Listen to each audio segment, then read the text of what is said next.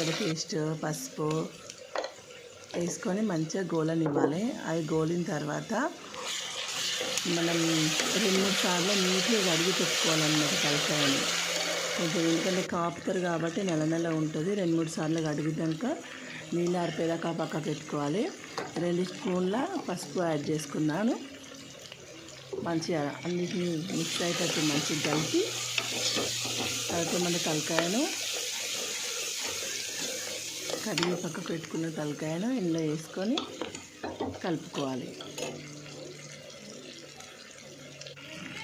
కొంచెం అంతా బోన్స్ ఉంటుంది కాబట్టి కలపడానికి కొంచెం ఇబ్బంది అవుతుంది. నేను ఇట్లా వేసినట్టు కలిపినాను అనమాట. కుక్కర్ తోటే పట్టుకొని మరలేసిన. స్పూను తిరగాలంటే కష్టం, ఎందుకంటే తలకాయ కాళ్ళు అంటే ఉంటుంది కదా బోన్స్.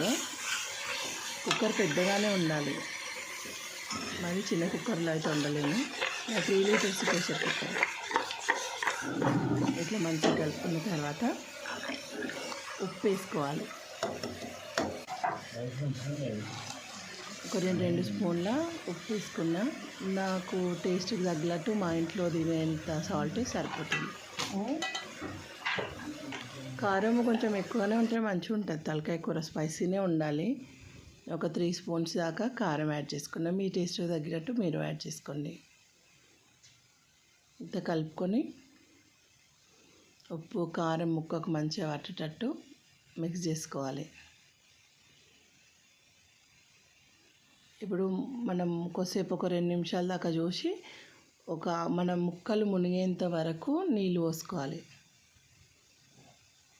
ఇది ముదిరిన తలకాయనే, నాకు ఒక 10-15 విజిల్ల దాకా పెట్టాల్సి వచ్చింది. కొంచెం చిన్న తలకాయ అయితే తొందరగా ఉడికిపోతుంది, లేతదైతే. చెంబడి నీళ్ళు పట్టినాయి నాకు. చెంబ అంటే 1/2 లీటర్కి పైనే ఉంటుంది, అది 1/2 లీటర్ ఉంటుంది. కుక్కర్కి పెట్టి విజిల్ పెట్టేసి ఒక 5-6 విజిల్స్ వచ్చినాక ఒకసారి మళ్ళీ తీసుకోవాలి. మీడియం ఫ్లేమ్లో పెట్టి ఉడికించుకోవాలి. ఒక 5-6 విజిల్స్ వచ్చిన తర్వాత ప్రెషర్ తీసేసి ఒకసారి ఒక గిన్నెలో నీళ్ళు తీసుకొని ఒక బోన్ లేని ముక్క తీసుకొని ఉడికిందా లేదా అనేసి ఒకసారి చెక్ చేసుకోవాలి. ఆల్రెడీ సగం ఉడికిపోయి ఉంది. ఇది కొంచెం ముదిరిన తలకాయ, నాకు కొంచెం టైమే పట్టింది. ఒక పీస్ తీసుకొని ఒకసారి టేస్ట్ ఒత్తి చూస్తే ఉడికింది అనుకోండి.